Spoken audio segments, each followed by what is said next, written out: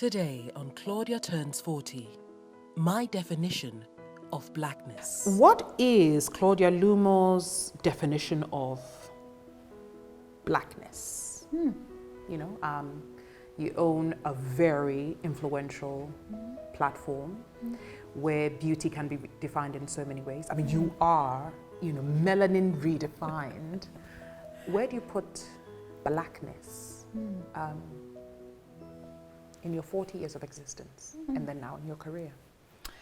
I think for me, Anita, I've never walked into a room and felt threatened by the fact that I'm the only black girl in that room. I've never felt like that. I've always felt like, I'm here. I'm here, and if I wasn't good enough, I won't be in this room. So sometimes I will be shaking, even now, like my feet, how did it, like I will be shaking in my, my legs or whatever. Your legs and your feet. But, I will never be intimidated by the fact that I am black. For me, black is strong. For me, black is original. You know, it's who I am. My story is what makes me who I am. And if you can't connect with that, then I am sorry. I won't apologize for that. Aside the beauty that comes with it, I feel like it represents so much. Black is everything for me, and I walk into a room and I embrace it and I love it. And I walk in with so much boldness that, you can't forget me. So instead of maybe sometimes, and I tell younger people that instead of you walking in and feeling that, is somebody thinking, am I the only black? Well, then walk in and say, well, I'm the only one here. Then look at me. So walking with that, and for me, and also to the fact that we own, I own a platform that our purpose is to change the narrative. It's everything for me to live to that, purpose and vision of the brand as well. That, we want to change stories, we want to change the narrative.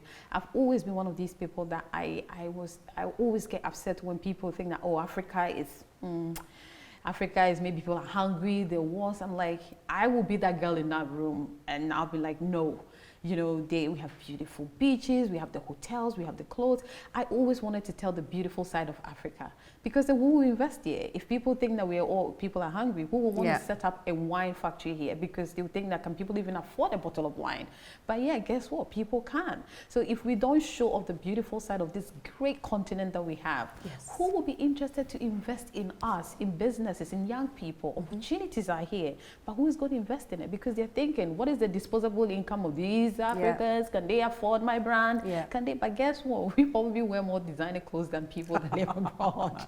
But Claudia, I want you to just really open up about the fact that on the cover of a magazine,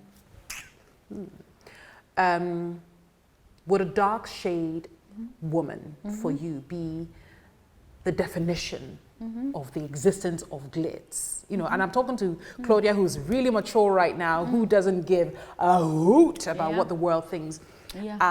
Would it always be your intention to ensure that dark, light, whatever shade woman is on the cover, regardless of how much money you're making? For me, the cover is substance. That's what glitz cover is, impact and substance. So for me, I don't care if you are the most beautiful person that came out of Ghana. My question all the time is, what is this person bringing to the cover? What is the substance? What is the impact? If not, Anita, this is where I tell you I'm very stubborn. Nobody can change my mind. You can be the Archbishop. Oh, we love you, Archbishop. When you say the Archbishop.